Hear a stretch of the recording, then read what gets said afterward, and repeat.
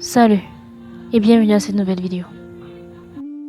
Aujourd'hui nous allons parler d'un homme escroc, remplaçant de Oumniobé, président de l'UPC et grand défenseur des Croix camerounais.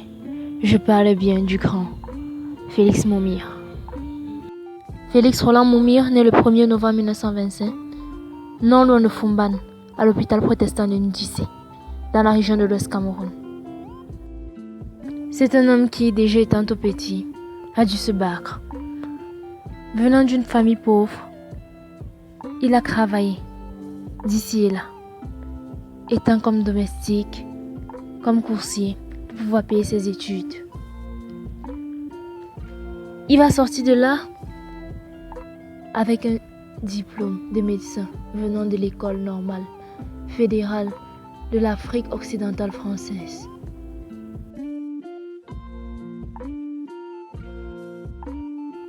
Ce jeune médecin rencontra sa femme, enfin, celle qui allait être sa femme, en 1947, à Lolodof, au Cameroun.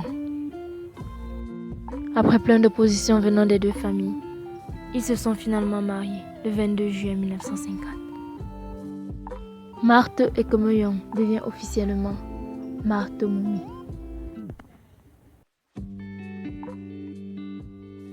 De leur union naîtra deux filles. Annie Jekibert Moumi, qui va perdre la vie 18 mois plus tard, et Hélène Jeanne Moumi, qui restera leur enfant unique.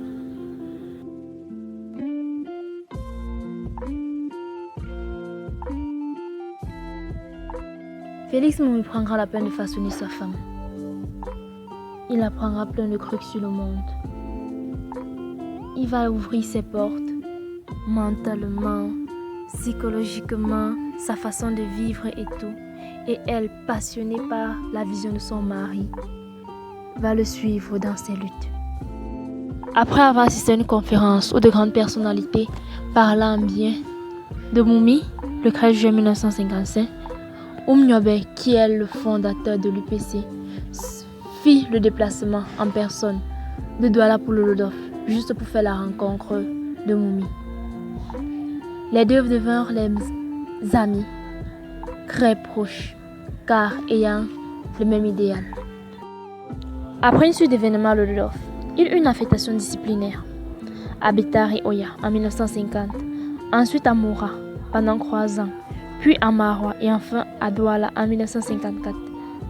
Au lieu que ce soit pour lui une punition, c'était une joie, car partout où il partait, il révolutionnait tout. Cet homme, ce grand homme, il sensibilisait les populations et les aidait du mieux qu'il pouvait. Il créa des stades de foot. Il envoyait des jeunes étudiants à l'étranger. D'ailleurs, à l'époque, plein de jeunes qu'il aidait étaient au gouvernement. Il amenait l'UPC partout autour de lui et cherchait tout le temps à mettre des bâtons dans les roues aux dirigeants blancs. Bien sûr, ceux-ci ont cherché à l'éliminer. La première tentative, c'était à Moura en 1951. Puis il y a eu celle de Maroua, le jour de son anniversaire, le 1er novembre 1953. Mais en vain. Lors de la fête de Pâques de 1953, l'Église catholique monta ses fidèles contre l'UPC. Preuve que cette religion est contre notre révolution. Le 13 juin 1957, lui et d'autres dirigeants des partis politiques français furent arrêtés sans raison et furent exilés quelque temps après. Mais cela ne l'arrêta pas. Celui-ci continua son combat dans les autres pays et trouva des alliés tels que l'Égypte, le Ghana, la Chine et surtout la Guinée. Malheureusement, il fut assassiné à Genève le 3 novembre 1960 par William Bechtel.